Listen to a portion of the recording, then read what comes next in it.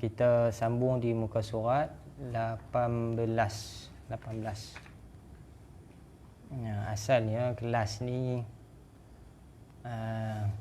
adik-beradik ya, kelas adik-beradik, bincang adik-beradik. Pasal kuarantin ni tak buat apa di rumah. Jadi lepas tu atas permintaan ramai, suruh invite kawan-kawan yang ada, adik-beradik lain. Jadi kita pun buka bagi ramai sikit lah.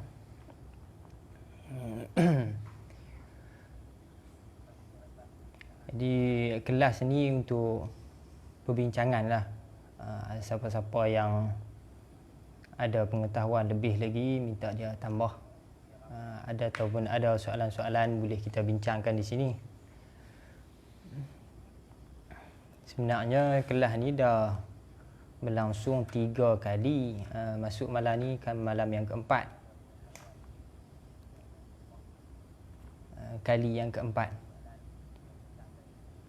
Tapi bila dah ramai ni kita kena ulang balik lah. Asalnya dah sampai di muka surat 20. Tapi bila ramai yang baru, kita akan ulang balik sikit muka surat 18. Kalau ada masa sempat bila kita khatam nanti, kita ulang balik daripada muka surat 1 sampai muka surat 18. Boleh no? InsyaAllah.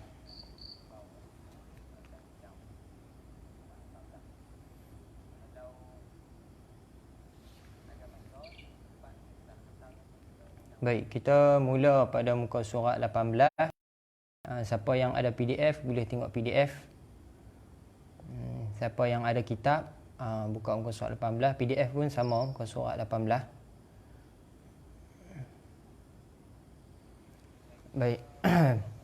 Kata musannif kita, kata pengarang kita, hafizahullahu ta'ala, pengarang kita ni masih hidup sampai sekarang. Dia sekarang tenaga pengajar di Jamiah Ahqaf Yaman, dan dia juga guru kepada Habib Ali Bakir. Dan saya belajar kitab ni pun dengan Habib Ali ya. Dan sekarang ni dia dah sambung habis kitab ni, dia sambung satu lagi kitab, nama dia Risalah fi Ahkamil Haid wan Nifas. Kitab tu lebih tinggi sikit ataupun lebih dalam sikit, lebih detail perbahasan dia mengenai haid, nifas dan istihadah ni. Dia banyak kaitkan dengan hukum-hukum tolak, hukum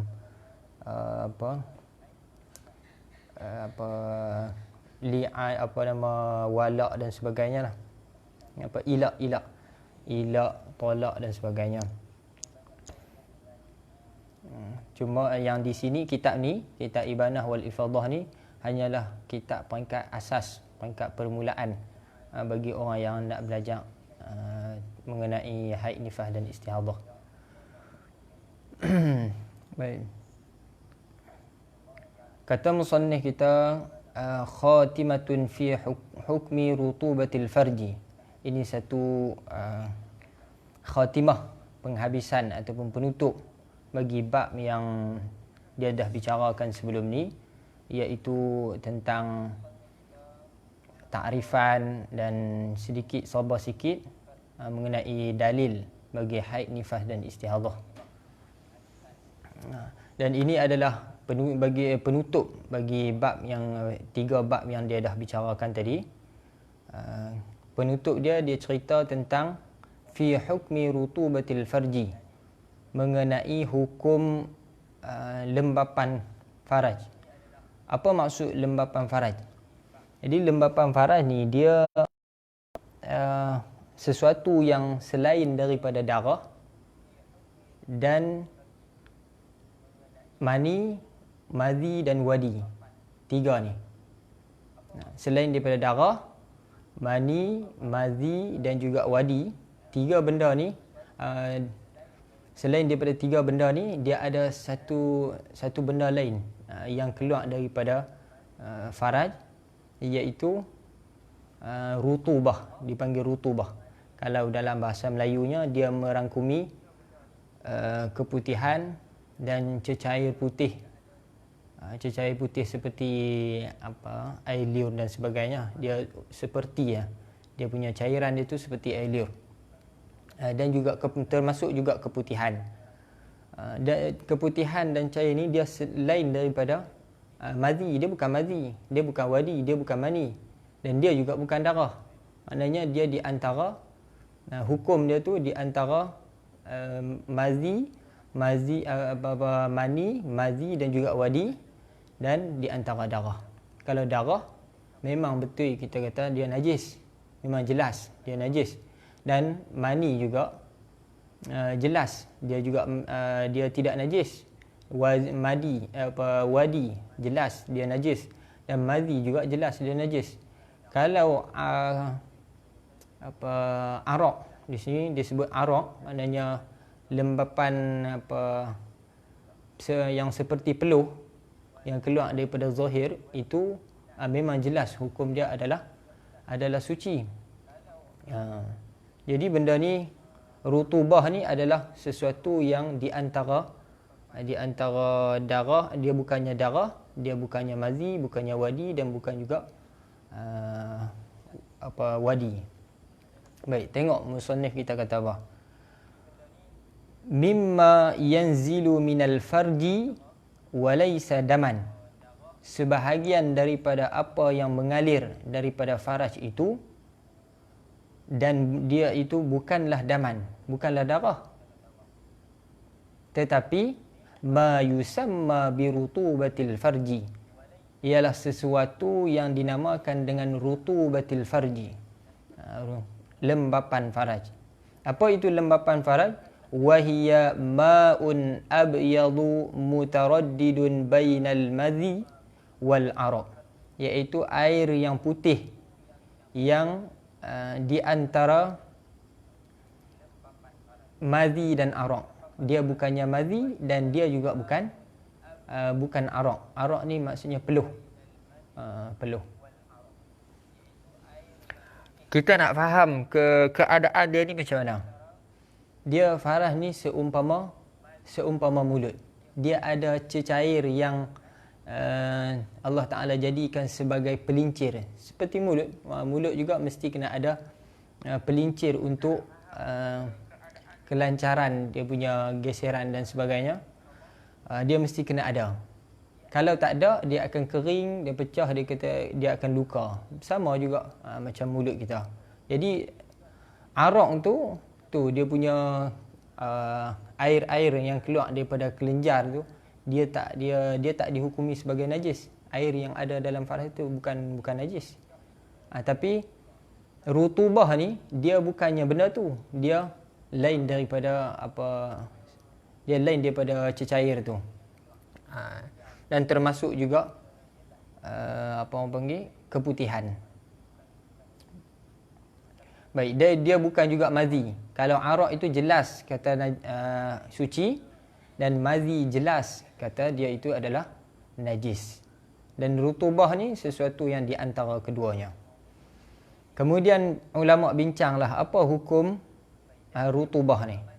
Wa yutasaalu anha, dan dibincangkan mengenai rutubah ni. Hal hiya tahiratun am najisah? Adakah ia suci ataupun najis? Wa hal khurujuha yanqudul wudu'a am la? Dan adakah keluarnya rutubah tu, cecair itu ataupun lembapan itu membatalkan wudu ataupun tidak? Jadi dua masalah di sini. Yang pertama, adakah dia najis ataupun tidak? Yang kedua, adakah keluarnya tu membatalkan wudu ataupun tidak? Ini banyak ramai daripada kita, ada sebahagian daripada kita yang keliru masalah rutubah ni.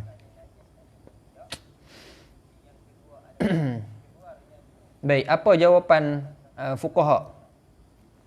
Fuqaha membuat khulasah, membuat kesimpulan, wa khulasatu hukmiha, dan khulasah ataupun kesimpulan daripada hukum rutubatil farj, lembapan farah ni, ialah annaha in kharajat minal zahiri, bahawasanya sekiranya rutubah itu keluar ia daripada zahir faraj. Akan datang dia akan sebut apa itu zahir faraj. Falaisat, maka tidaklah ia najis, ia tidak najis. Wala tanqudul wudu'a, dan ia juga tidak membatalkan wudu. Sekiranya dia keluar daripada zahir, maka hukumnya tidak najis dan ia juga tidak membatalkan wudu. Wa in kharajat minal batin, dan jika ia keluar daripada batin, rutubah tu keluar daripada batin, naqadatil wudu'a wa hiya najisatun, nescaya ia membatalkan wudu dan hukumnya adalah najis. Wudu dia batal dan ia juga najis sekiranya dia keluar daripada batin faraj. Baik. Jadi hukum di sini ada dua. Sekira daripada zahir, kalau dia keluar daripada zahir, maka hukumnya tidak najis dan tidak membatalkan wudu. Dan jika dia keluar daripada batin, maka hukumnya adalah najis dan membatalkan wudu. Baik, kita tengok apa itu makna zahir. Wal-zahiru, dan yang zahir, maknanya had yang zahir, kadar yang zahir daripada faraj itu ialah allazi yajibu ghusluhu fil ghusli wal istinja'i, iaitu tempat yang wajib dibasuh ketika mandi dan istinja. Jadi apa di mana tempat yang wajib dibasuh ketika istinja dan juga ketika mandi, itulah yang dinamakan sebagai zahir. Macam mana kita nak tahu tempat yang wajib dibasuh ketika istinja dan wajib dibasuh ketika mandi? Cara dia, seorang perempuan tu dia mestilah kena mencangkung, dan bila dia mencangkung, tempat yang terbuka ketika dia mencangkung tu, itulah tempat yang zahir daripada kemaluan dia. Itulah tempat yang zahir. Tempat yang zahir ketika yang terbuka, yang zahir ketika dia mencangkung, itulah yang dinamakan zahirul farji, zahir bagi faraj.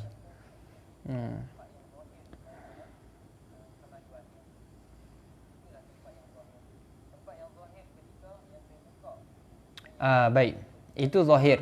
Sekejap kita akan bincang keputihan ataupun lembapan yang keluar daripada zahir dan daripada batin. Wal batinu bi khilafihi, dan yang batin tu, apa makna batin? Apa makna batin faraj? Bi khilafihi, iaitu selain daripadanya, selain daripada tempat yang terbuka ketika dia mandi dan ketika dia duduk mencangkung. Lain daripada tempat yang wajib dia basuh ketika mandi dan ketika istinja. Maknanya tempat yang lebih dalam. Tempat yang lebih dalam daripada tu, itulah yang dinamakan sebagai batin faraj. Jadi maksudnya di sini, sekiranya tempat zahir faraj itu, rutubah tadi, keluar daripada zahir faraj, maka hukum dia suci dan tidak membatalkan wudu. Dan sekiranya cecair ataupun rutubah tadi dia keluar daripada tempat yang tidak wajib basuh ketika mandi dan ketika istinja, maka hukumnya adalah najis dan juga membatalkan wudu. Boleh nampak masalah tu dia mudah ya ni. Rutubah sini termasuk keputihan, cecair seperti hingus ke keluar, cair yang putih, tak kisah apa saja cecair yang selain daripada madhi, wadi dan juga mani. Tiga benda ni hukumnya adalah seperti yang tersebut. Kalau dia keluar daripada zahir, maka hukumnya adalah suci. Kalau keluar daripada batin, hukum dia adalah najis. Baik, ini pendapat siapa? Ini adalah pendapat Imam Romli. Ini adalah pendapat Imam Romli. Jadi maksudnya di sini, seorang perempuan tu apabila dia nak semayang, maka dia kena cek tengoklah. Dia kena cek tengok. Kalau kata benda tu ada, dia pun dia orang panggil apa, masukkan kapas ke dalam farah dia, tengok kalau ada di bahagian dalam tu yang lebih daripada zahir, had yang zahir, dia masukkan, dia cek tengok ada kesan, ada keputihan tu ada di dalam, bukan hanya di luar, bahkan ada di dalam, maka dia kena basuh dulu, kemudian dia barulah boleh sembahyang. Ya, basuh bahagian luar sajalah, bukan kita kena basuh sampai bahagian dalam. Bahagian yang zahir ketika dia mencangkung tu. Basuh bahagian tu, kemudian sembahyanglah. Suci, tak ada masalah apa. Jadi banyak soalan-soalan orang tanya tentang keputihan. Orang tanya macam mana, Ustaz ni ada keputihan, tengok-tengok ada dekat apa nama, tuala wanita. Kita tengok ada. Macam mana hukum dia? Ni boleh sah tak sembahyang ni? Sah tak? Kena tengok lah. Dia kena cek dulu. Bila ada dekat tuala tu, dia kena pergi cek tengok adakah belah dalam tu ada. Kalau belah dalam tu ada, maka hukum dia kita kena basuh. Yang di luar tu basuh. Basuh dulu, kemudian barulah sembahyang. Dan wuduk pun batal.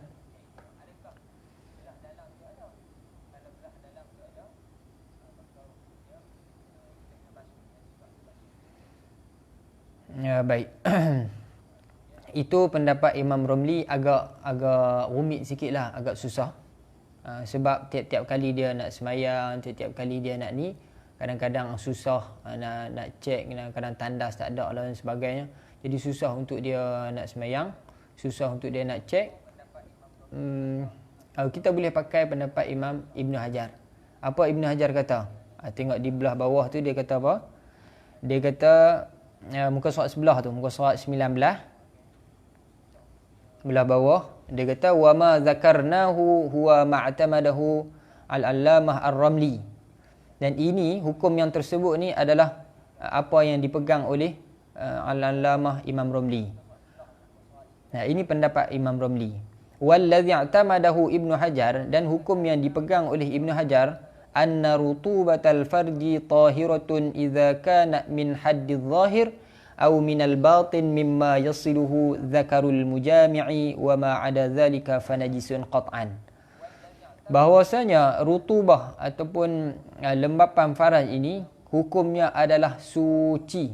Bila suci tu? Idza kana min haddidh zahir, sekiranya ia datang daripada had yang zahir. Had yang zahir.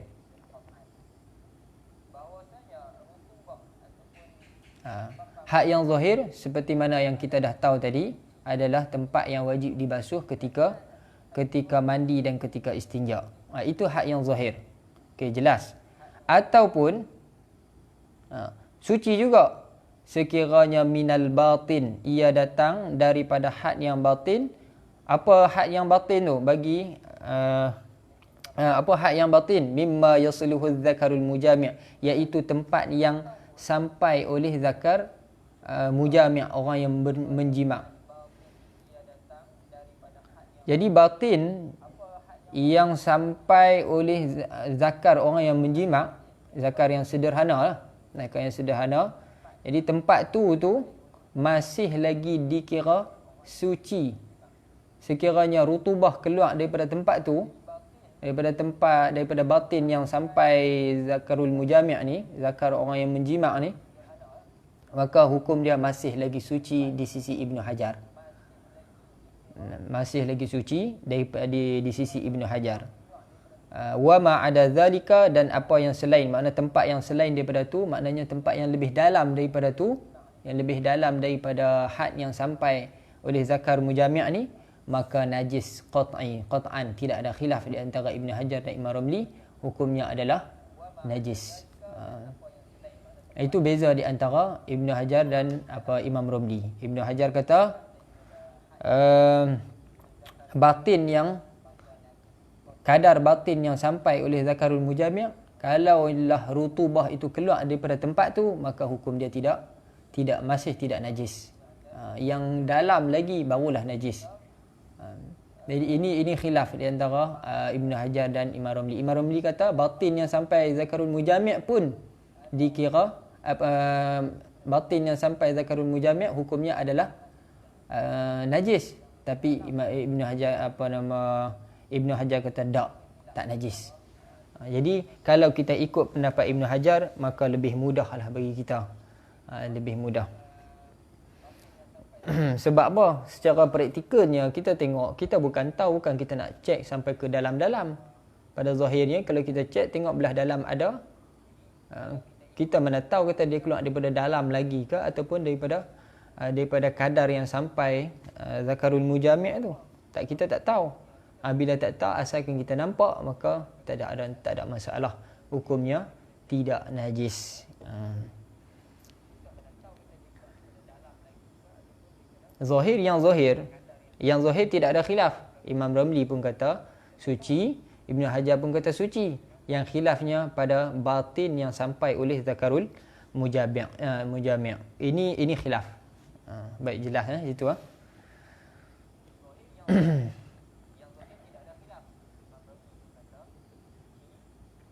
Baik, wad dalilu ala ma taqaddama, dan dalil di atas hukum yang telah terdahulu tadi, hukum tentang rutubah, iaitu sekiranya keluar daripada zahir hukumnya suci, daripada batin hukumnya najis di sisi Imam Ramli, dan di sisi Ibn Hajar kalau keluar zahir itu suci, dan daripada batin yang sampai oleh zakarul mujami' tetap juga suci, hanya batin yang lebih dalam itu yang najis.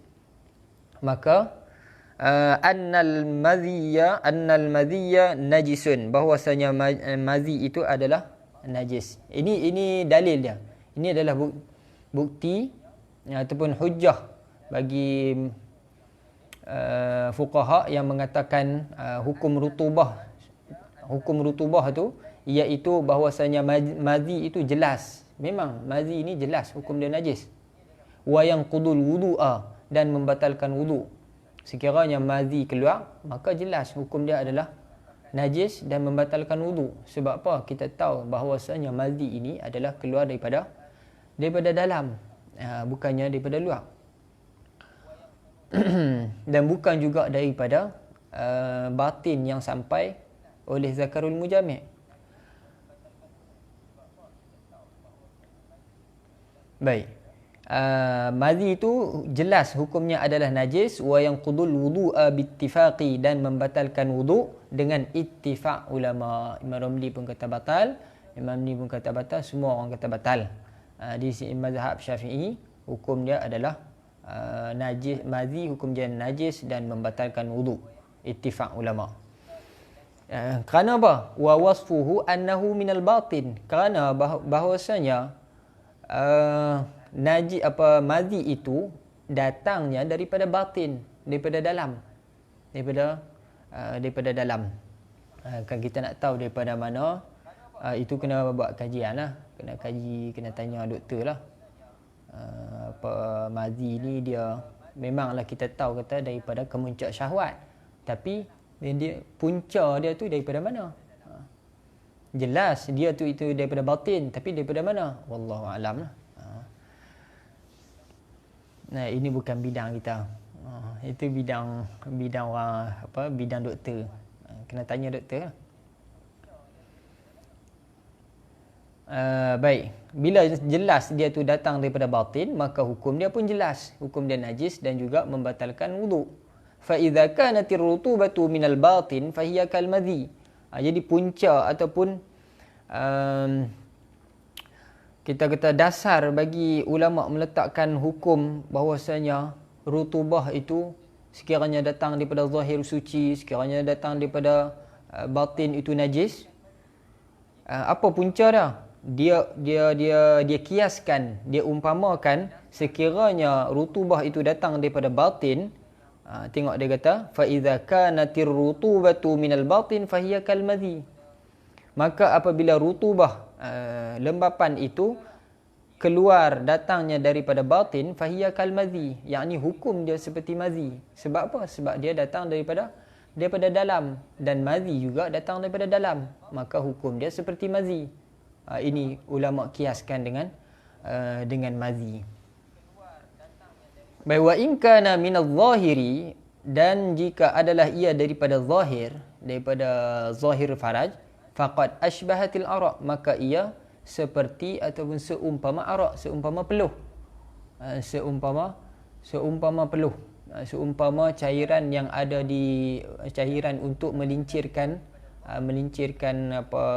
geselan farah tu. Jadi hukum cairan yang ada pada farah untuk melincirkan farah, itu jelas hukumnya adalah suci. Maka kalau dia, dan jelas dia juga berada pada zahir faraj, maka apabila rutubah itu datangnya daripada zahir, maka ulama umpamakan dia tu seperti arak, seperti pelincir tadi, yang mana pelincir tadi hukumnya adalah suci. Maka jelas maka hukum rutubah yang datang daripada zahir itu pun diumpamakan seperti arak, hukumnya adalah suci. Itu sumbernya. Sumber ulama mengatakan sekiranya zahir suci, dan sekiranya batin itu hukumnya adalah najis. Sebab hukum madhi itu najis berdasarkan nas, dan juga hukum arak, hukum pelit madhi dan juga arak, melihat kepada punca datangnya rutubah tu. Baik. Wal araqu tahirun, dan arak itu hukumnya adalah tahir, hukumnya adalah suci. Line slow. Tak mau. Dan arak cecair itu, pelincir itu hukumnya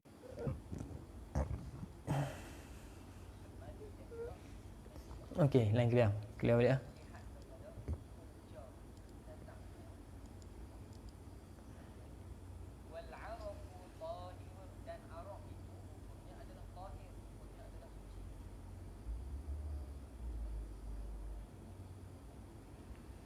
Baik. Timbul pertanyaan. Kita bukannya nak tahu. Okey. Okey. Timbul pertanyaan. Kita bukannya tahu dia ni datang daripada dalam ke ataupun daripada zahir. Melainkan kita cek. Kita tak tahu. Ataupun kita syok. Tengok ada saja di tuala wanita. Dia cek tengok, ada muskil, dia ni mai daripada dalam ke mai daripada luar. Tak yakin adakah dia datang daripada zahir ataupun dia datang daripada batin. Jadi bila keadaan macam tu, wa fi halatis syakki, ulama jawab, wa fi halatis syakki fa innal yaqina la yuzalu bisyakki li'anna al-asla at-taharatu wal asla 'adamun naqdi. Dan pada ketika ataupun pada keadaan syak itu, fa innal yaqina, maka sesungguhnya yakin itu tidak dihilangkan dengan syak. Maksudnya kalau dia yakin, maka syak itu tidak boleh menghilangkan keyakinan. Sama juga macam masalah semayang lah, 3 ke 4. Yang yakinnya berapa? 3. Yang syaknya berapa? 4. Jadi diambil yang mana? Diambil yang yakin, kembali kepada asal. Jadi di sini yang yakinnya apa? Yang yakinnya li'annal asla, yang asal itulah yakin. Yang asal itulah yakin. Yang kemudian tu adalah syak. Maknanya yang zahir itu adalah yakin, yang batin itu adalah syak.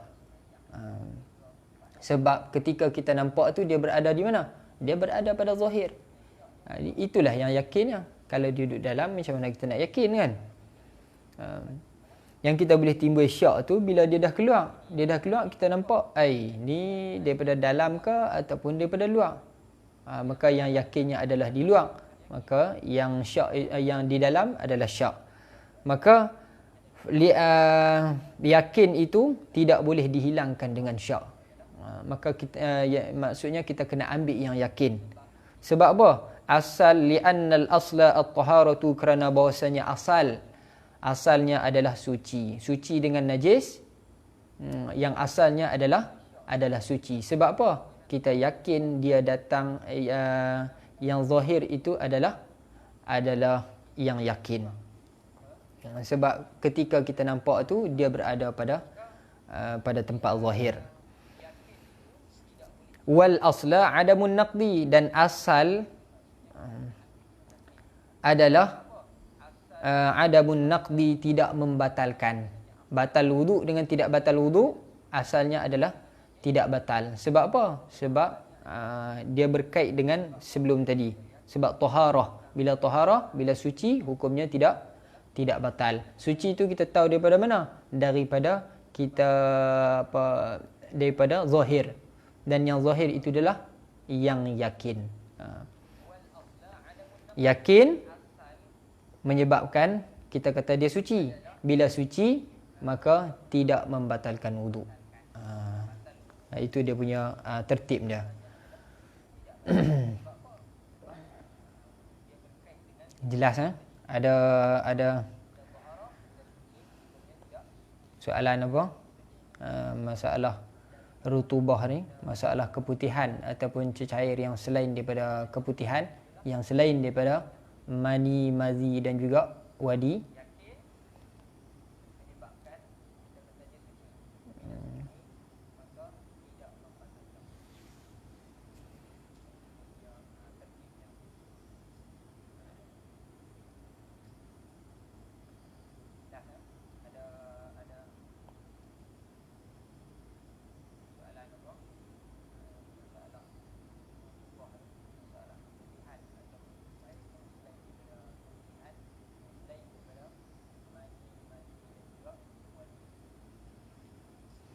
Ada tak? Kalau tak ada, kita sambung. Kalau ada, kena komen lah, tulis komen. Kita boleh bincangkan. Baik. Kalau tak ada, kita sambung pada pelajaran yang kedua, bab yang kedua, iaitu perbicaraan tentang sinnil haidi wa muddatihi wa alwanihi wa sifatihi. Bab membahaskan tentang umur haid dan masa haid dan juga warna dia dan sifat-sifat dia. Baik.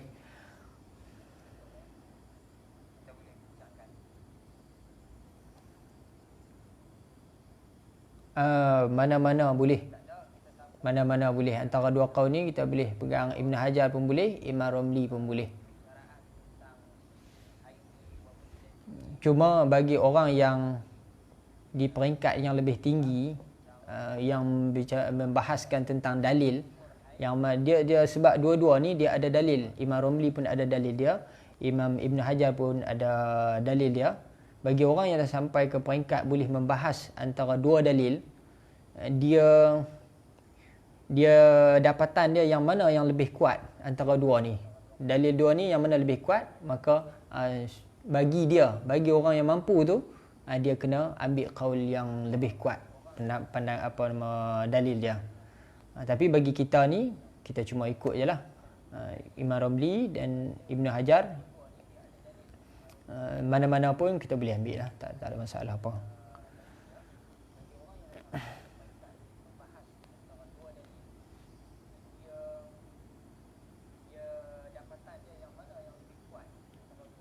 Baik.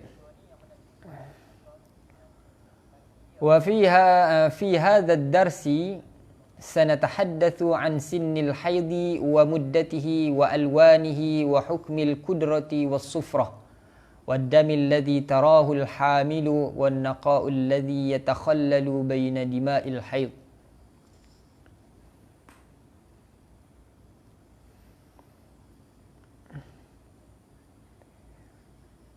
Di dalam pelajaran ini kita akan membicarakan, akan berbincang, akan berbahas tentang umur haid dan masa dia dan warna-warna dia dan hukum kudrah dan sufrah, hukum keruh dan juga kuning, dan darah yang orang hamil nampak. Maknanya orang yang hamil itu datang darah ketika hamil. Apa hukum darah yang datang ketika hamil? Dan nakak yang menyelangi di antara darah-darah haid. Di antara darah tu dia ada nakak dia. Dia ada panggil suci sebentar. Itu maksud nakak. Nakak ni suci sebentar.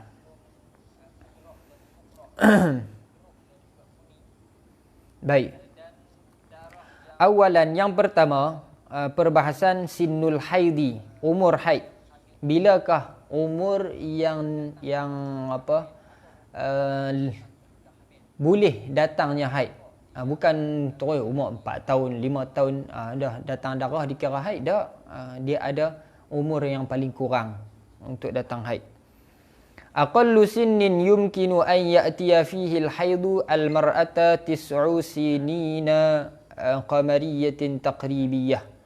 Sekurang-kurang umur yang mungkin yang boleh datang haid ialah datang haid kepada seorang perempuan itu adalah 9 tahun qamariyah, taqribiyah, lebih kurang. Jadi 9 tahun taqribiyah, 9 tahun qamariyah, bukannya 9 tahun syamsiyah. Sebab kalau 9 tahun syamsiyah, dia tahun syamsiyah ni dia 30, 31 kan. 30, 31, kalau qamariyah 29, 30. Keseluruhan dalam masalah syarak, hukum syarak ni, bila disebut saja hukum tahun, bila disebut saja hukum tahun yang diiktibar adalah tahun qamariyah, bukannya tahun syamsiyah. Tahun qamariyah, yakni tahun hijriyah lah, sama tahun qamariyah, tahun hijriyah. Jadi ambil daripada tarikh lahir dia tu sampai dia umur 9 tahun, 9 tahun qamariyah, barulah masuk masa boleh datang haid kepada seorang perempuan tu. Sebab dalam tahun ni dia ada 3. Satu dipanggil tahun syamsiyah, yang kedua tahun qamariyah, yang ketiga tahun syahriyah. Tahun syahriyah ni hanya ada 2 masalah saja. Yang pertama masalah orang hamil, yang kedua masalah orang yang istihadah ghairu mumayyizah, mubtadi'ah, mustahadah mubtadi'ah ghairu mumayyizah. 2 masalah ni saja yang diiktibar tahun syahriyah. Apa tahun syahriyah ni? Tahun syahriyah ni 30, 30, 30, 30. Maksudnya, orang bila kita kata 6 bulan 2 lahzah sekurang-kurang masa orang hamil tu, maknanya 30 kali 6 lah. Jadi 180 hari 2 lahzah tahdidiyah tepat. Itulah sekurang-kurang hamil. Bukannya kita ambil kira tahun qamariyah 29, tahun ni bulan ni 29, bulan depan 30, bulan depan pula 29, 30 tak. Ada kena kira 30 tepat. Maknanya 180 hari. 180 hari 2 lahzah, barulah sampai sekurang-kurang hamil.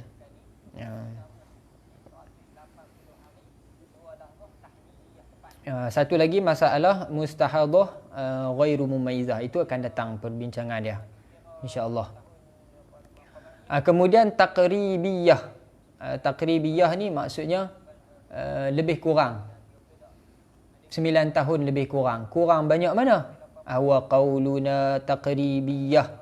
Dan perkataan kita taqribiyah tu maksudnya apa? Ai annahu yughtafaru naqsu muddatin la tas'u haidan wa tuhran.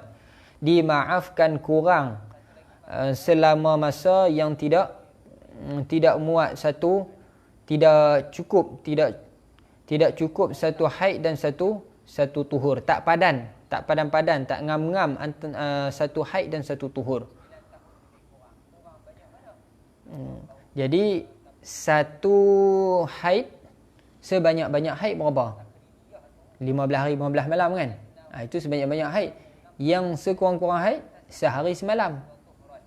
Kurang-kurang haid sehari semalam. Yang yakinnya adalah sehari semalam. Itu yang yakin. Sehari semalam. Jadi dia ambil satu haid adalah satu hari sehari semalam. Maksudnya 24 jam. Okey. Yang kedua, tuhran. Sekali suci. Sekurang-kurang suci. Sekurang-kurang suci. Berapa? 15 hari, 15 malam. Jadi dia ambil sekurang-kurang haid dan sekurang-kurang suci. Campur sehari, campur 15 hari. Jadi 16 hari.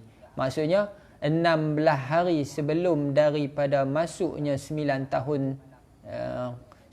tahun umur dia, maka sekiranya darah datang pada masa ni, dalam masa 16 hari ni, maka hukum dia haid. Maknanya 9 tahun kurang 16 hari lah. 9 tahun kurang 16 hari. Kalau darah datang pada masa ni, barulah dikira sebagai haid. Kalau mai sebelum daripada 16 hari, hari ke 18 ke 20 ke 20 hari lagi nak cukup 9 tahun dia datang darah, itu tak dikira sebagai haid. Tak dikira sebagai haid. Apa maksud masa yang tidak padat satu haid dan satu tuhur tu, iaitu makanat dunas sittata asyara yauman, masa yang kurang daripada 16 hari 16 malam lah. Masa yang kurang daripada 16 hari 16 malam. Maknanya sekiranya darah tu datang 16 hari ke atas, 16 hari lagi nak sampai ke 9 tahun, dia dikira sebagai haid. Amma idza kanat tas'u aqalla tuhrin wa haidin. Adapun apabila apabila 9 tahun itu masa yang paling kurang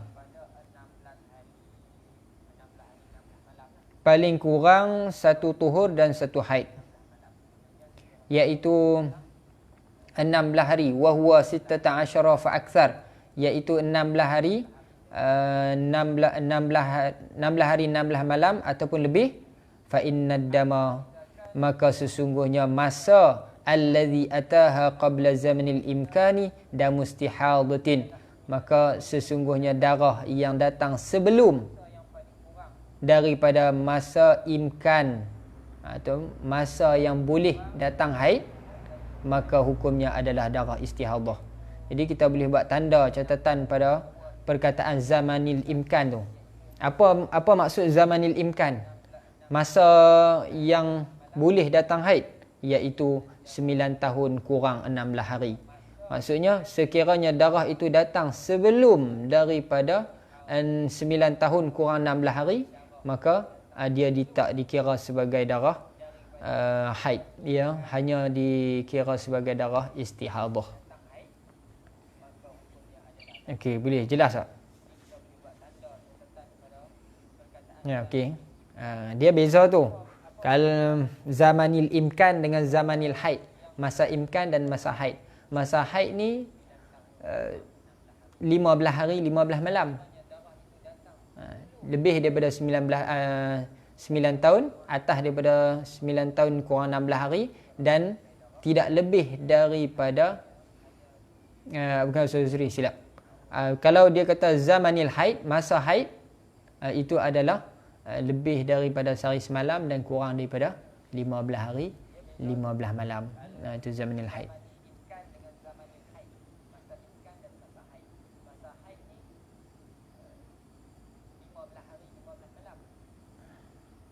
Baik. Jadi mudah kita boleh faham, sekiranya darah itu datang sebelum daripada 16 hari, maka hukumnya adalah istihadah. Kalau lepas 16 hari, maka hukumnya adalah haid. Baik, kalau ada soalan apa boleh tanya. Sebab kita bila nak masuk ke bab baru, dia Kalau ada siapa yang tak faham ataupun kurang jelas, kita boleh tanya. Walitawdihi ma taqaddama nadhkuru ba'd al-amthilah, dan untuk menjelaskan hukum yang telah berlalu, kami sebutkan beberapa contoh. Dia supaya kita jelas, jadi musannif pengarang kita dia sebut beberapa contoh untuk atau supaya kita jelas masalah ni. Yang pertama, misal yang pertama, ra'at qabla bulughiha 9 sinina qamariyatin bi 10 ayyamin daman, hal hadha haid? Contoh, seorang wanita sebelum sampainya. Okey, saya ada soalan. Tak lagi. Lepas daripada 15 hari, nanti dulu. Kita kena tengok dulu. Kena pertimbangkan balik. Kena tengok.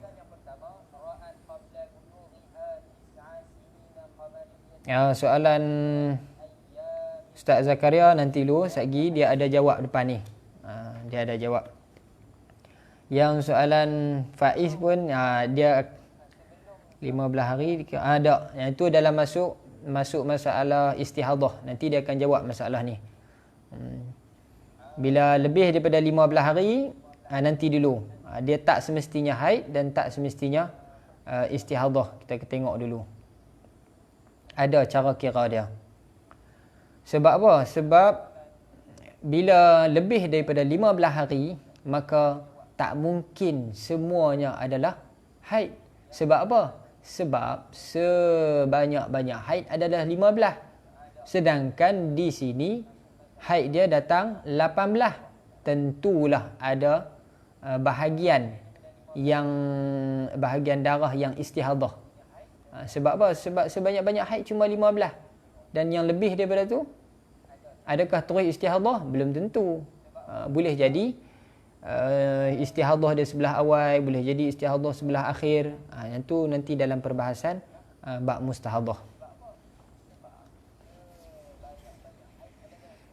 Nanti kita jawab tengok ni Faiz, insya-Allah.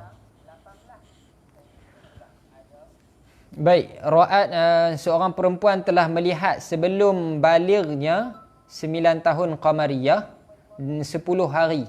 10 hari lagi nak sampai 9 tahun qamariyah, dia nampak darah. Jadi soalannya, hal hadha haid? Adakah ini haid? Adakah ini haid? Sebab darah itu datang 10 hari lagi nak sampai 9 tahun qamariyah. Jadi jawabnya, na'am, ya. Sebab apa ya? Yu'addu haidan, dikira sebagai haid idza tawaffarat fihi syurutu wa kaunuha qabla tamamit tis'i la yadurru. Ya, dikira sebagai haid. Bila tu dikira sebagai haid? Idza tawaffarat fihi syurut, apabila cukup syarat ataupun sempurna syarat-syarat haid. Apa syarat-syarat haid? Lebih daripada 24 jam atau lebih, dan tak lebih daripada 15 hari 15 malam. Di mana pun bila dia sebut syurutul haid, maksudnya lebih 24 jam dan tidak lebih daripada 15 hari 15 malam. Itu maksud syurutul haid. Di mana-mana pun kita jumpa, itulah maksud dia. 24 jam dan kurang daripada 15 hari 15 malam.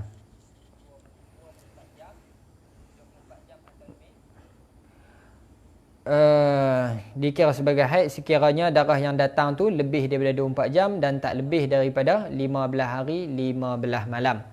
Wa kaunuhu qabla tamami tis'i la yadurru, dan keadaan datangnya darah itu sebelum daripada sempurnanya 9 tahun la yadur, tidak ada masalah. Sebab apa? Hanya barulah 10 hari, tak sampai 16 hari lagi. Dia masih berada dalam 16 hari. Jadi tak ada masalah apa, masih dikira sebagai haid lah. Sebab apa? Li'annal murada, kerananya murad yang dikehendaki dengan 9 tahun takribiyah tu, la tahdidiyah, ialah bukannya tahdid, bukannya tepat 9 tahun, tapi takribiyah, maknanya lebih kurang lah. Lebih kurang, maknanya kurang 16 hari. Fayughtafaru ma la yas'u haidan wa tuhran, maka dimaafkan tempoh yang tidak sampai satu haid dan satu tuhur. Kalau tempoh tu tak sampai satu haid dan satu tuhur, iaitu 16 hari, darah itu datang dalam masa 16 hari itu tidak ada masalah. Wal asyratu, dan 10 la tas'u haidan wa tuhran, dan 10 hari itu bukannya sampai satu haid dan satu tuhur pun, tak sampai pun, baru 10 hari kan. Lianna aqallal haidi, kerana bahawasanya sekurang-kurang haid itu adalah sehari semalam, sekurang-kurang haid sehari semalam, dan sekurang-kurang suci adalah 15 hari 15 malam. Jadi dia ambil sekurang-kurang haid dan dia ambil sekurang-kurang suci, dicampurkan kedua ni 16 hari 16 malam, maka inilah sekurang-kurang inilah masa yang hampir kepada 9 tahun. 9 tahun kurang 16 hari. Perkiraan dia ambil kurang-kurang haid dan sekurang-kurang suci.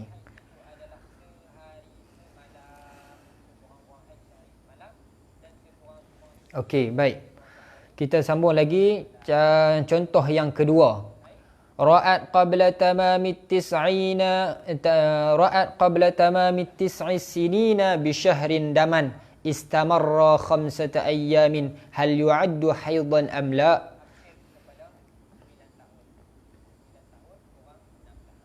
Seorang perempuan telah melihat sebelum daripada sempurna 9 tahun, sebelum cukup umurnya 9 tahun, sebulan sebelum tu, sebulan sebelum 9 tahun tu, dia nampak darah.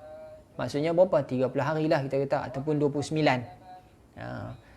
Dia nampak darah. Dan darah itu berlanjutan selama 5 hari. Selama 5 hari. Adakah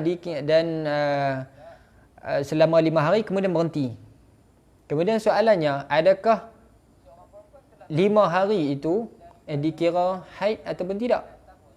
Baik, kita tengok. 29 bila 5 hari tolak 24. 24 hari lagi nak cukup 9 tahun. Dia tak masuk pun dalam 16. Tak masuk dalam 16 kan?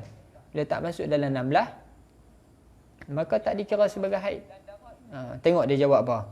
Wal jawabu annahu laysa bihaidin.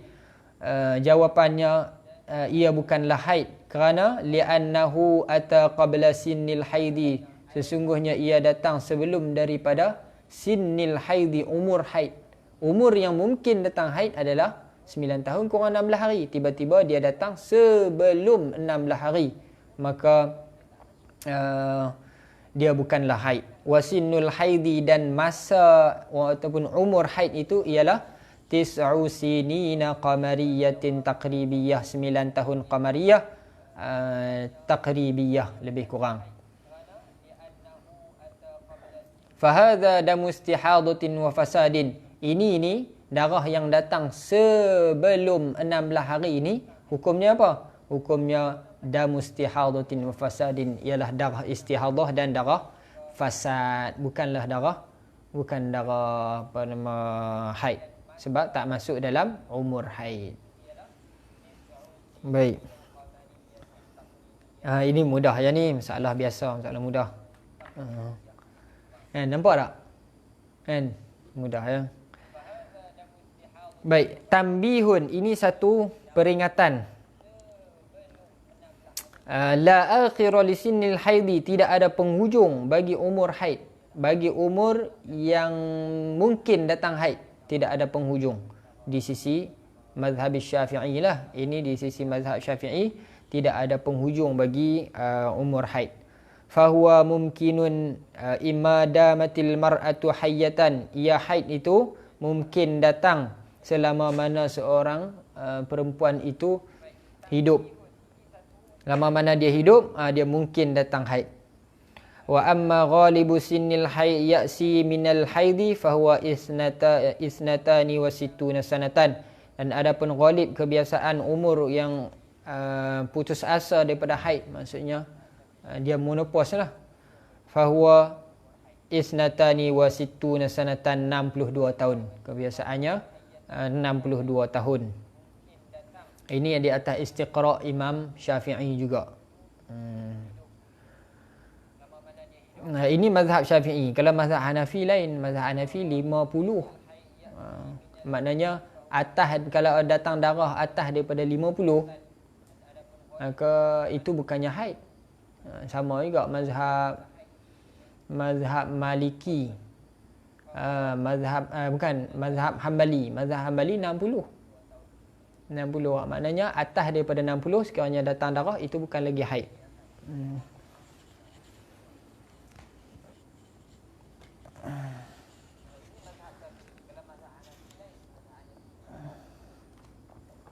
Baik, habis masalah ni. Jadi maknanya kalau bagi Imam Syafi'i, sekiranya atas daripada umur ghalib pun, bila datang haid, maka dia tetap dikira sebagai haid. Cuma ghalib saja, 62 tu ghalib. Boleh saja dia menyalahi ghalib.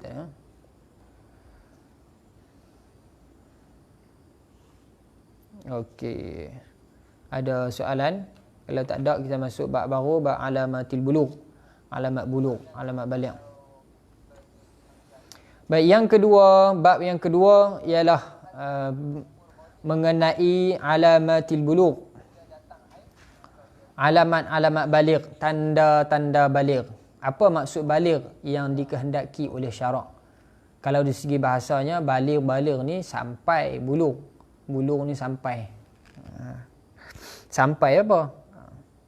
Sebab apa? Sebab istilah perkataan yang dijadikan istilah, dia mesti kena mengena dengan lurah. Kalau dia meletakkan sesuatu istilah tanpa ada kena mengena dengan lurah, itu adalah salah dari sisi disiplin ilmu. Kalau kita tengok dalam ilmu wada', ilmu dia panggil apa dalam bahasa moden ni, tak ingat dah.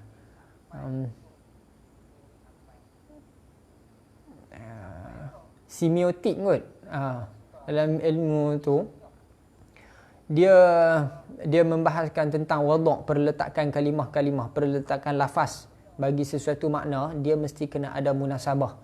Kalau kita menjadikan satu istilah bagi sesuatu tanpa ada kaitan dengan lurah, itu salah di sisi apa panggil apa, aturan ilmu tu salah. Tak kena buat macam tu.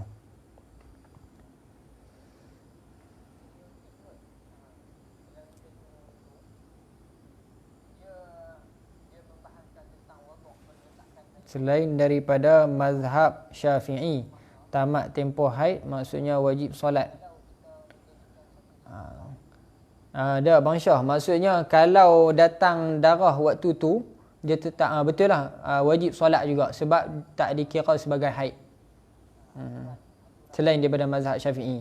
Kalau mazhab Syafi'i tak. Mazhab Syafi'i selama mana dia hidup, dia berkemungkinan untuk datang haid. Dan dihukumi, kalau dia datang darah pun tetap dihukumi sebagai haid. Mazhab lain, maknanya atas daripada 50 bagi mazhab Hambali, bagi mazhab Hanafi, 50 bagi mazhab Hanafi, 60 bagi mazhab Imam Ahmad bin Hanbal. Kalau datang selepas daripada tu, maka tak dikira sebagai haid. Maknanya wajib sembahyang lah.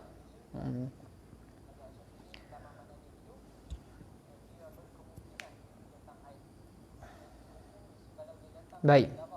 Kita sambung balik. Yuqsadu bil bulughi as-sinnu allati idza balaghaha as-sabiyyu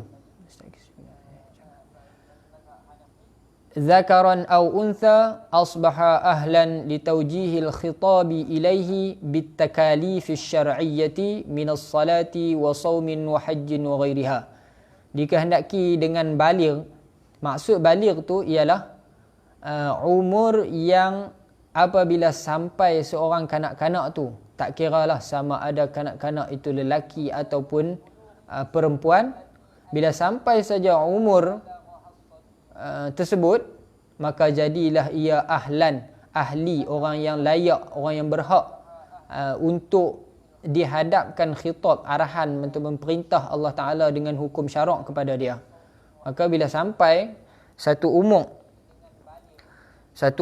yang Allah Ta'ala dah bagi panduan kepada kita, bagi panduan petunjuk rasanya dia keluar mani dan sebagainya. Bila ada saja tanda ni, maka itu menunjukkan bahawasanya dia itu telah sampai kepada umur yang Allah Ta'ala mewajibkan dia. Allah Ta'ala, hukum-hukum Allah Ta'ala dikhitabkan kepada dia. Maksudnya dia dah ada dosa dan pahala. Bila dia ada dosa dan pahala, maksudnya dah sabit hukum-hukum taklif yang 5 bagi dia.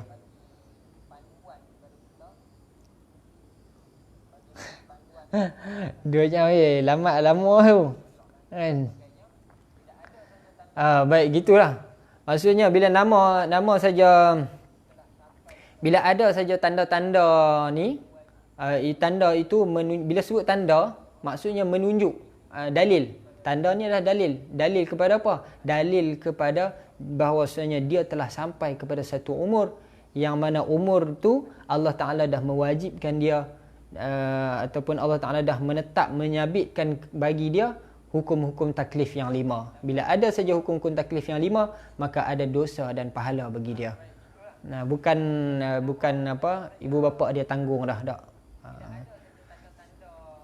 Cuma sebelum daripada dia baligh, maka diwajibkan bagi ibu bapa dia untuk menyuruh dia, dan kewajipan tu bukan di atas dia. Kalau dia tak sembahyang pun dia tak berdosa, tapi dosanya di atas ibu bapa sekiranya ibu bapa dia tak suruh. Tapi kalau dia tak sembahyang selepas daripada baligh, maka itu adalah dosa, dia tanggung sendiri dosa dia.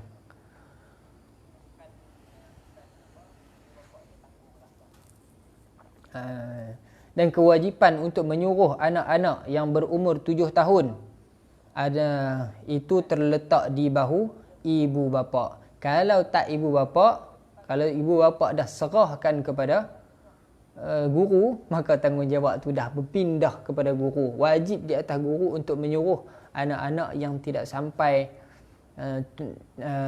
yang berumur 7 tahun semayang dan sebagainya, puasa dan haji. Untuk apa? Untuk haji dah lah. Semayang dan puasa untuk taklim, untuk nak mengajak dia. Sebelum daripada suruh semayang, apa lagi yang wajib bagi ibu bapa, bagi orang yang bertanggungjawab di atas dia? Mengenal Allah. Kena ajak Allah Ta'ala wujud, Allah Ta'ala qidam, rukun iman, rukun Islam, Allah Ta'ala tu ada, Allah Ta'ala tu kekal, Allah Ta'ala tu berkuasa dan sebagainya. Ini lebih wajib, ataupun kewajipan dia lebih diutamakan. Di nisbah tertib, diutama yang ni dulu, barulah suruh semayang.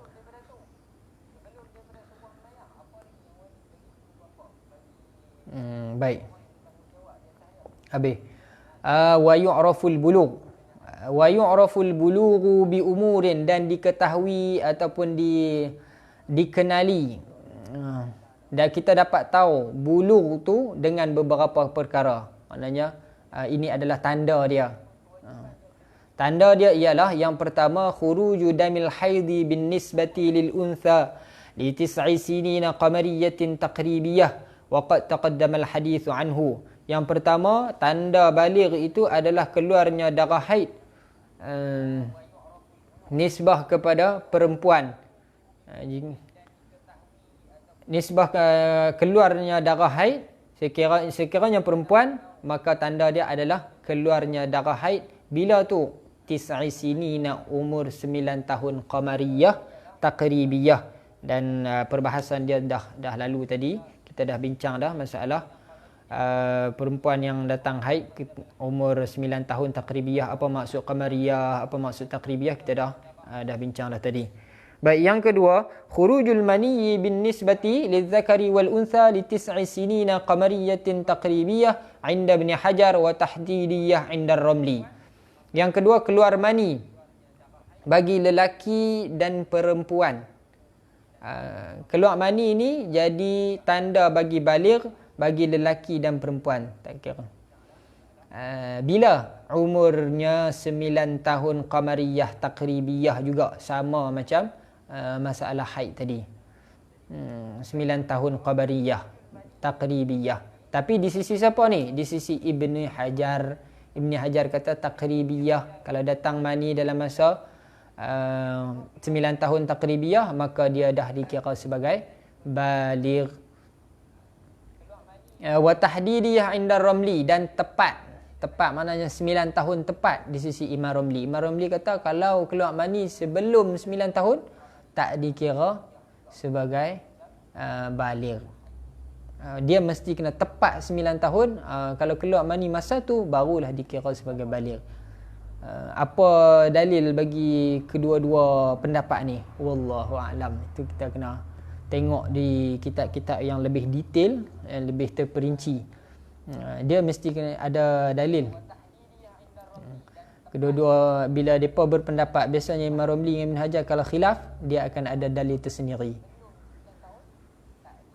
Yang ketiga, istikmalu 15 sanatan qamariyatin tahdidiyah idza lam yahsul ma sabaqa. Tanda yang ketiga ialah sempurna 15 tahun qamariyah tahdidiyah, 9 tahun tepat. 15 tahun tepat. Kalau tak datang haid ataupun mani, maka cukup saja 15 tahun, secara automatik dia dah jadi dia dah dikira sebagai baligh. Maksudnya dia wajib melakukan apa yang diwajibkan, dan haram dia melakukan apa yang ditegah oleh Allah Ta'ala dengan tegahan haram. Baik, macam mana ni? Nak sambung lagi ke? Nak cukup dekat ni? Macam mana? Macam mana sahabat-sahabat kita dalam online ni? Macam mana? Berhenti takat ni ke nak sambung lagi? Oi, duk kuih lajak ni 11.20 lah. Ngantuk apa?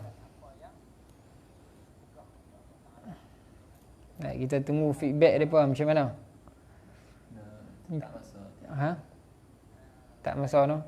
Macam mana cadangan masa tu nak berapa lama? Start pukul 10 sampai pukul berapa?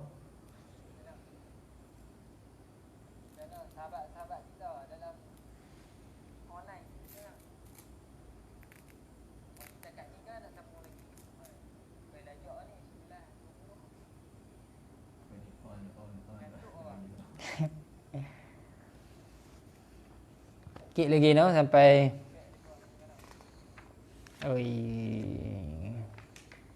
boleh sikit lagi.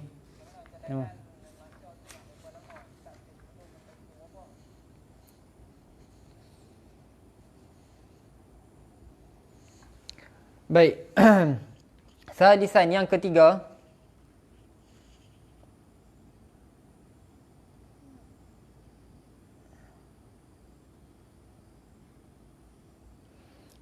perbahasan yang ketiga, bab yang ketiga ialah muddatul haidi, masa haid. Masa haid. Haid ni dia ada masa-masa dia, bukan semua asalkan keluar itu haid, asalkan berapa lama saja haid, dia ada masa dia. Masa yang diiktibar, dan masa ni dia ada berdasarkan dalil. Dalil istiqra' Imam Syafi'i. Tak ngantuk lagi lah. Ni ramai Nurul Hasanah. Kita ni ramai hari ni. Sebelum ni kita ada 3 orang je. Tak ramai kita boleh lajak. Ramai ni tak boleh. Baik, salisan tajuk yang ketiga, muddatul haidi, masa haid, tempoh haid. Lil haidi muddatun dunya wa muddatun quswa wa muddatun ghalibah. Wahuwa ma yu'abbaru anhu bi aqallil haidhi wa ghalibihi wa aktsarihi. Bagi haid itu ada beberapa masa. Yang pertama, masa yang paling singkat, masa yang paling pendek. Wa muddatun quswa, dan masa yang paling panjang. Wa muddatun ghalibah, dan masa yang kebiasaan. Wahuwa, dan ia tiga perkara ni, tiga perkara yang disebut, tiga istilah yang disebut tadi tu dengan kata lain, aqallil haidi wa ghalibihi wa aktsarihi. Ada setengah ulama mengibarat dengan aqallil haid, sekurang-kurang haid, wa ghalibihi dan kebiasaan haid, wa aktsarihi dan sebanyak-banyak haid. Cuma ini kata kunci bagi permasalahan haid. Permasalahan haid ni, kata kunci yang paling penting, yang paling utama adalah kita kena ingat haid sekurang-kurangnya 24 jam. Dan sebanyak-banyaknya 15 hari, 15 malam. Kalau tak sampai sekurang-kurang, tak sampai 24 jam, maka situ ada masalah. Kalau lebih daripada 15 hari, 15 malam, okey, situ ada masalah. Lepas tu macam mana kita nak tentukan terus dia istihadah ke apa? Tak, nanti dulu, tengok keadaan. Dia ada perbincangan yang lebih detail. Dia tak semestinya lebih daripada haid, lebih daripada 15 itu adalah istihadah. Tak mesti gitu. Kena tengok dulu. Baik, yang pertama al-muddatud dunya, masa yang paling pendek, masa yang paling sekejap ialah aqallu muddatil haidi, sekurang-kurang masa haid itu iaitu yaumun wa lailah, sehari semalam. Masa yang paling kurang adalah sehari semalam. Maksud sehari semalam tu apa? Ulama ibaratkan, panggil istilahkan dengan sehari semalam tu adalah gambaran bagi qadru arba'in wa 20 sa'atan, qadar 24 jam. Dia nak bagi tahu 24 jam itu dia ibaratkan dia tulis, dia gunakan perkataan sehari semalam untuk menggambarkan 24 jam. Bukan maksudnya kena straight 24 jam, tak mesti. Cuma itu adalah satu surah daripada maksud 24 jam. Baik. Wa dhabituhu, dan dhabitnya, ini sekurang-kurang paling pendek haid itu mestilah dia dapat 24 jam. Mesti dapat 24 jam. Kalau tak dapat 24 jam itu bukan haid. Dan dhabit datangnya haid ni macam mana? Apa catatan dia? Apa perkiraan dia? Macam mana kita nak kata dia datang haid ataupun dia berhenti? Macam mana? Apa dhabit dia? Ay yadhharad damu ala zahiril farji, bahawasanya zahir, nampak darah itu ala zahiril farji, nampak ataupun keluar darah itu ala zahiril farji, di permukaan, di zahir faraj. Apa maksud zahir faraj? Tadi kita dah baca. Zahir faraj iaitu tempat yang wajib dibasuh ketika mandi dan istinja. Macam mana kita nak tahu tempat tu wajib dibasuh ataupun tak wajib dibasuh? Apabila dia mencangkung tempat yang terbuka. Macam mana kita nak tahu kata tempat tu zahir ataupun tidak? Sehingga kan wajib dibasuh dan wajib dibasuh ketika mandi dan istinja. Cara kita nak tahu dia kena mencangkung. Kemudian tempat yang terbuka ketika dia mencangkung itulah yang dinamakan zahir faraj. Baik. Apa maksud zahir darah? Apa maksud zahir darah di zahir ataupun di permukaan, di luar faraj? Maksudnya bihaitsu law udkhilatil qutnatu fi farjiha kharajat mulawwathah. Bukannya sekadar zahir dia keluar ke bahagian zahir, tetapi dia lebih umum lagi. Maksudnya law udkhilat, kalau dimasukkan kapas ke dalam faraj, kharajat mulawwasah, kita keluarkan, kita nampak ada kesan berlumuran, ada kesan darah. Itu maksud maksud keluarnya haid. Dia lebih umum. Kalau darah itu keluar ataupun nampak di permukaan faraj, maka itu dipanggil khurujul haid, keluar haid. Kalau di dalam, sekira-kira dia memasukkan kapas ke dalam buat keluar kapas tu ada kesan darah, maka masih dikira sebagai haid. Kenapa masa tu dipanggil masa fatrah. Masa fatrah, masa yang darah tidak keluar ke permukaan haid tapi dia ada di dalam. Ittifaq ulama, masa fatrah ini pun dikira sebagai masa haid. Lebih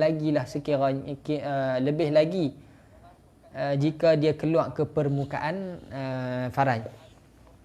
Itu dua masalah. Satu sekiranya di fatrah, dan kedua sekiranya zahir di permukaan faraj. Jadi dua-dua ni dikira sebagai haid.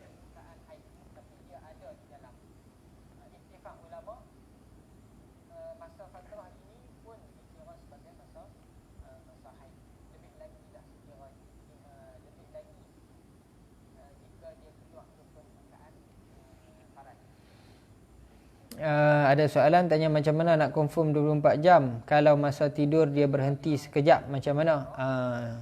Itu akan datang ni ada perbahasan dia. Tapi tak apa, kita jawab dulu. Yang tibar cukup 24 jam tu ketika kita sedang. Kalau ketika tidur kita tak tahu dia dah cukup ke 24 jam, dia berhenti ke masa tu, kita bangun-bangun tengok-tengok dia dah kering. Bangun-bangun kering. Sebelum aku tidur 22 jam. Kan? Bila kita tidur, bangun-bangun, dia dah kering. Kita tak tahu adakah ketika kita tidur tu, dia datang 2 jam. Kan? Kita tak tahu. Jadi kita, muskil. Kita syak. Adakah dia berhenti selepas daripada 24 jam ataupun dia berhenti sebelum daripada 24 jam. Ini ada khilaf di antara Ibn Hajar dengan Imam Romli. Ada khilaf antara Ibn Hajar dengan Imam Romli. Salah seorangnya mengatakan haid, salah seorangnya mengatakan tidak. Salah seorang kata haid, salah seorang kata tidak. Pada masalah jika syak cukup 24 jam ataupun tidak syak, adakah cukup 24 jam. Ada seorang kata bukan haid, ada seorang kata itu adalah haid. Ini khilaf.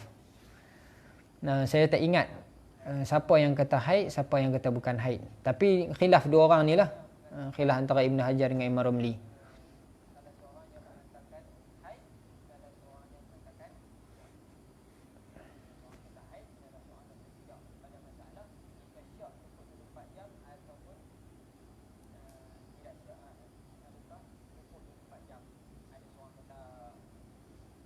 Baik. Kemudian lahu suratani, bagi masalah ni, masalah aqallul haid, sekurang-kurang haid ni, dia ada 2 surah, ada 2 gambaran. Jadi maksudnya di sini untuk kita mengetahui adakah haid kita masih ada ataupun tidak dapat tidak ataupun mesti kita cek. Macam mana kita cek? Duduk mencangkung, kemudian masukkan kapas. Sekiranya kita keluarkan kapas dalam keadaan bersih, maka hukumnya suci. Kalau kita keluarkan, tengok kapas itu ada kesan darah, maka hukumnya tidak suci. Maka hukumnya dia masih dalam keadaan haid. Itu cara untuk kita nak tahu dia. Dia mesti kena cek. Wajib, cek ni wajib. Untuk kita pastikan kata dia ni dah berhenti, wajib bagi kita cek. Mesti kita cek. Sebab nak dapatkan kepastian dia tu, hukum kita mendapatkan kepastian dia dah berhenti tu adalah wajib. Wajib dengan cara kita cek. Tak boleh, sebab kalau kita tak cek, kita tak pasti. Kita masih syak. Dia kena pasti.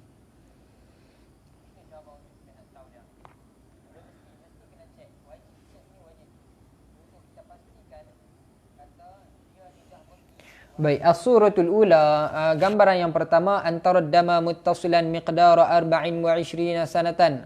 Kenapa habis bab ni lah. Ya, surah gambaran yang pertama bahawasanya seorang wanita itu nampak darah dalam keadaan darah itu bersambung sekadar 24 jam ataupun bermasa 24 jam. Bersambung-sambung 24 jam tu straight, start pukul 7 pagi sampai 7 pagi esok.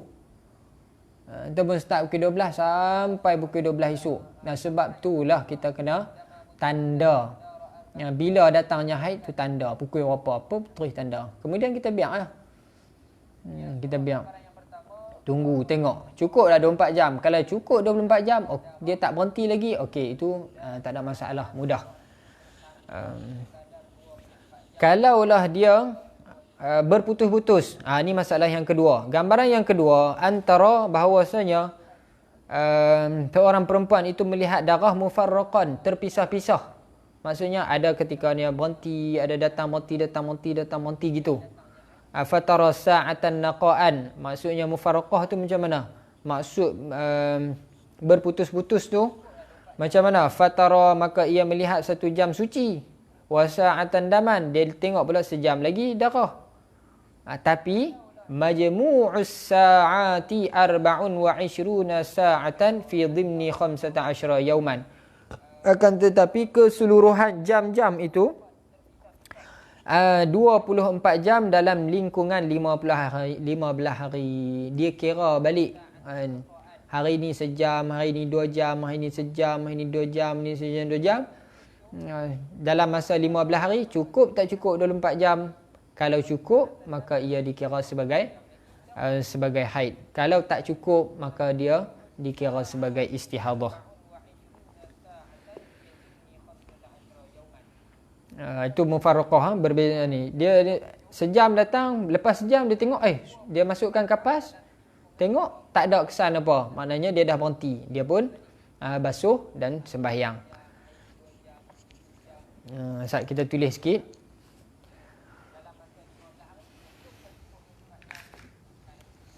Contohnya apa? Tu 2, 3, 4, 5, 6, 7, 8, 9. Nampak kan? Nampak? 10, 11, 12, 13, 14. Nampak? Bagi jom. 15.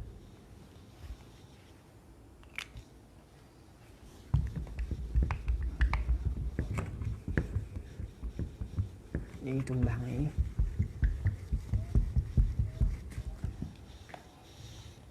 Okey, contohnya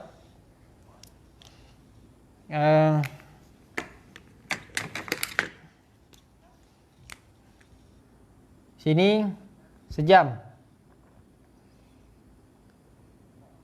Ada? Tak ada? Ada? Tak ada? Ada? Tak ada?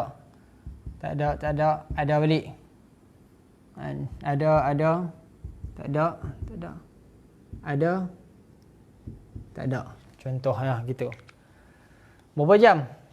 1, 2, 3, 4, 5, 6, 7.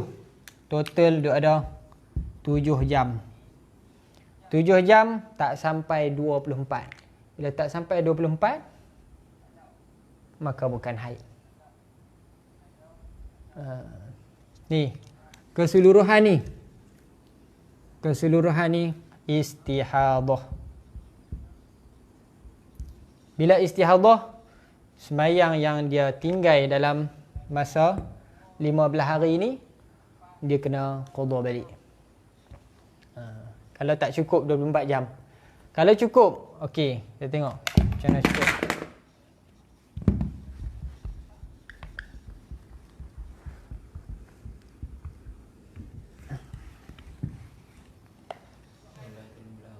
Ha, 15 hari.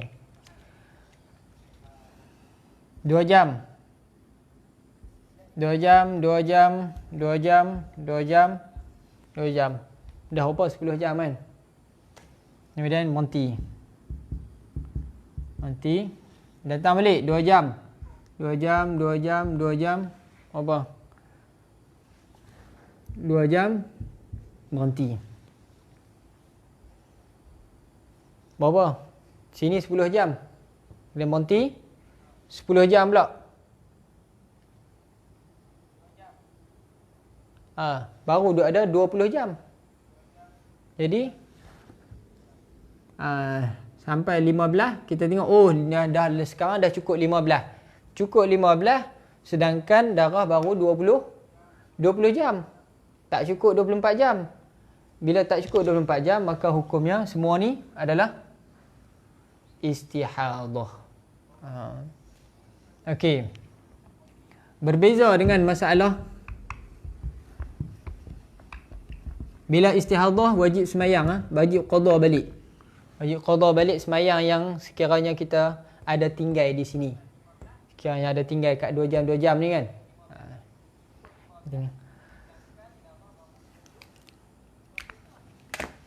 Okey, contoh. Sini 5 jam. Hari pertama datang 5 jam. Hari kedua datang 5 jam. Hari ketiga pun 5 jam. Hari keempat 5 jam. Hari kelima 5 jam. Kemudian dia berhenti. Berhenti terus, berhenti. Datang pula 5 jam. Datang pula 5 jam. Lepas tu berhenti. Berhenti sampai habis. 5 jam, 5, 10, 15, 20, 25. Sampai takat ni 25 jam. Kita pasti haid. Mesti haid. Pasal apa? Sebab dah cukup 24 jam. Dah cukup 24 jam.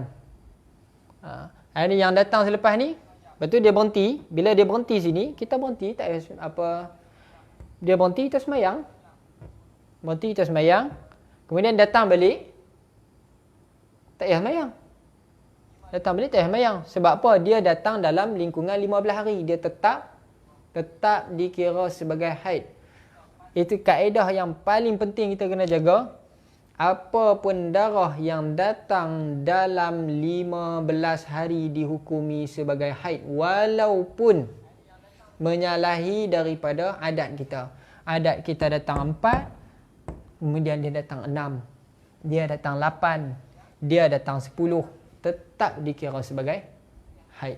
Sebab apa? Sebab dalam lingkungan 15 hari. Ini basic yang paling asas, yang paling penting. 15 hari. Datang pilah apa warna sekalipun, sekiranya dalam 15 hari, maka dikira sebagai haid. Walaupun menyalahi dengan kita punya adat. Adat kita 6 hari, tiba-tiba bulan ni dia lajak sampai 9 hari. Maka tak boleh semayang ni. Sampai 7, 8, 9 tak boleh. 7, 8, 9 tak boleh semayang. Sebab apa? Sebab masih dikira sebagai haid. Dikira sebagai haid sebab dia dalam 15.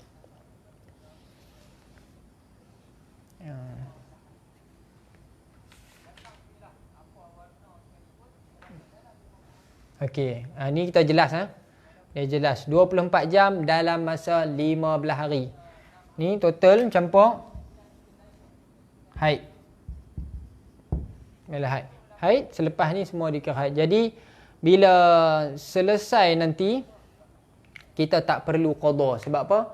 Sebab haid sembahyang tak perlu qada dan haram sembahyang ketika haid. Tak boleh kita sembahyang ketika haid dan kita tak perlu qada. Adapun puasa kena qada lah di sini.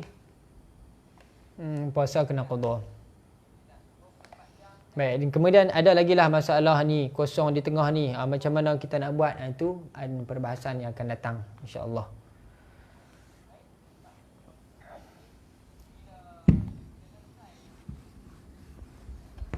Okey. Itu masalah tu. Jadi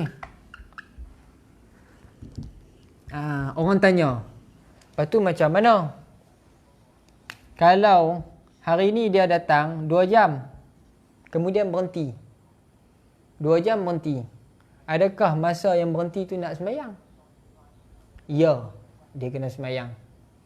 Atas pendapat Imam Nawawi, wajib dia semayang, berhenti. Semayang sampai esok dia datang balik 2 jam. Berhenti kita berhenti, tak payah semayang. Dia kena semayang. Dia datang, tak payah semayang. Itu kaedah yang paling senang, yang paling mudah bagi kita. Ada darah, berhenti semayang. Tak ada darah, semayang. Ada darah, tak semayang. Tak ada darah, semayang. Itu kaedah yang paling senang. Kalau kita ikut satu jenis lagi agak susah lah. 2 jam ada. Okey, berhenti. Esok pula main pula 2 jam. Tak payah semayang. Lepas tu berhenti. Dia berhenti, kita semayang lah. Lepas tu main pula. Kita kalau ni di bawah 24 jam. Okey kan. 2 jam. 2 jam. 5 jam. 5 jam. Ni dah ada berapa? 10, 20, sini 5 jam. 4 jam lah, kita buat 4 jam. 4 jam. Jadi di sini sebelum sampai 24 jam kan, sebelum sampai 24 jam kita hanya basuh. Bila dia berhenti, basuh dan solat. Okey, ni contoh dia berhenti. Kemudian datang pula 2 jam, 2 jam, 2 jam. Di sini mandi. Bila dia berhenti saja mandi, solat. Ada beza. Ada beza sebelum 24 jam dengan lepas 24 jam. Sebelum 24 jam, basuh dan solat. Lepas 24 jam, mandi dan solat. Kenapa kita mandi? Kerana kita dah yakin bahawasanya ini adalah haid. Sebab apa? Sebab dah cukup 24 jam. Adapun sebelum daripada 24 jam, kita masih belum yakin adakah ini benar-benar haid ataupun bukan. Sebab apa? Tak cukup 24 jam ni. Mungkin dia tak cukup 24 jam sampai 15 hari. Sampai 15 hari tak cukup 24 jam. Mungkin jadi. Dan mungkin juga dia akan cukup sebelum daripada 15. Jadi bila ada dua kemungkinan, kita tak pasti sama ada dia haid ataupun dia akan jadi haid ataupun istihadah, maka kita hanya basuh dan sembahyang. Dan sembahyang yang kita sembahyang di celah-celah ni tidak berdosa. Sebab apa? Sebab kita mana tahu. Kita mana tahu dia nak cukup 24 jam ataupun dia tak cukup 24 jam. Kita bukan tok bomo. Kita bukan boleh scan. Kita tahu, aku yakin ni dia mesti sampai 24 jam. Kalau adat tu, itu lain cerita. Itu lain cerita. Nanti ada perbahasan dia, ada bab dia. Tapi sekarang kita kira masalah ni. Masalah dia tak cukup 24 jam. Tak cukup 24 jam dalam masa 15 hari. Sebelum cukup 24 jam, kita hanya basuh dan sembahyang. Lepas daripada 24 jam, kita mandi dan sembahyang. Okey, selesai ya. Itu.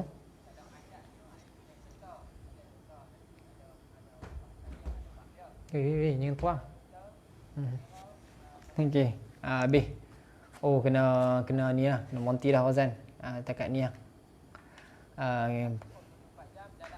Kemudian dia kata walakin majmu'us sa'ati 24, akan tetapi keseluruhan 24 jam itu berlaku ataupun ada dalam lingkungan 15 hari 15 malam, tak lajak lebih daripada 15 hari 15 malam, maka yu'addu kulluhu haidan kama sayatil hadithu insya-Allah.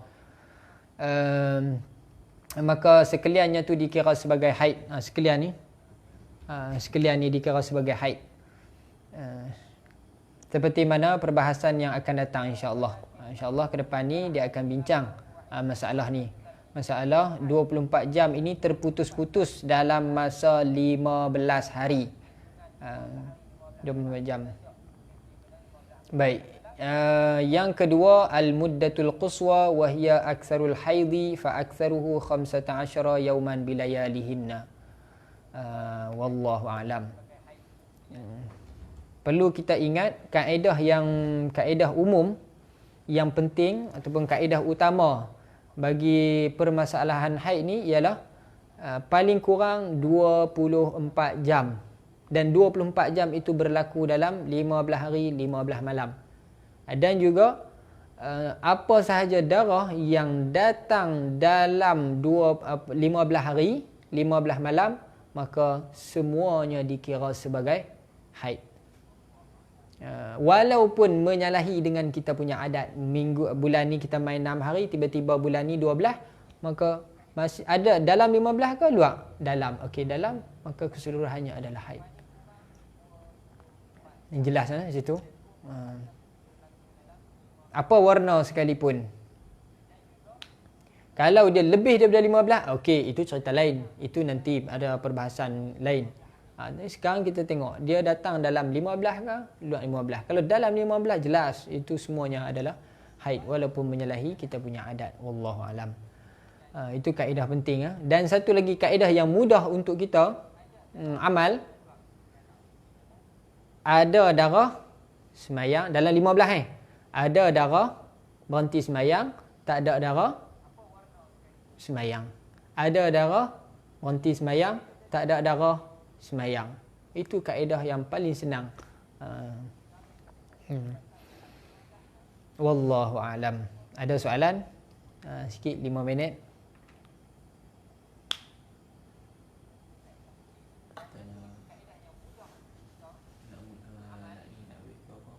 Ha? Menjawab tu. Tak sampai 11.30 kot setiap hari elok kot no. Boleh 11.30. 10 sampai 11.30 kan, sejam setengah okey ya. Oh, tapi tak boleh, depa ada kelas lain.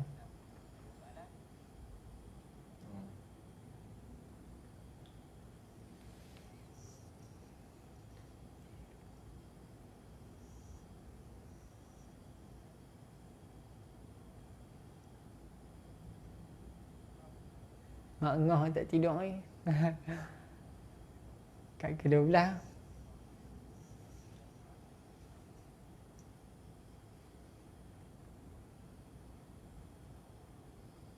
Mak ngah tidak lewat.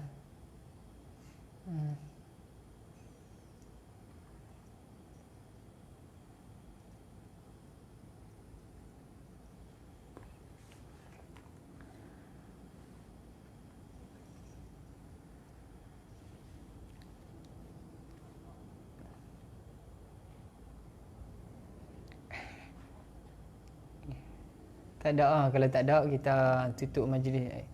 Baca doa dulu. Alhamdulillahirabbil alamin, wassalatu wassalamu ala asyrafil anbiya'i wal mursalin wa ala alihi washabihi ajma'in. Allahumma inna nastaudi'uka ma 'allamtanahu farduduhu ilayna 'inda hajatina ilayhi. Allahumma rzuqna 'ilman nafi'a wa 'amalan mutaqabbala wa rizqan wasi'an halalan tayyiban mutayyaba. Wa sallallahu ala sayyidina Muhammad wa ala alihi washabihi wasallam. Walhamdulillahirabbil alamin. Yeah.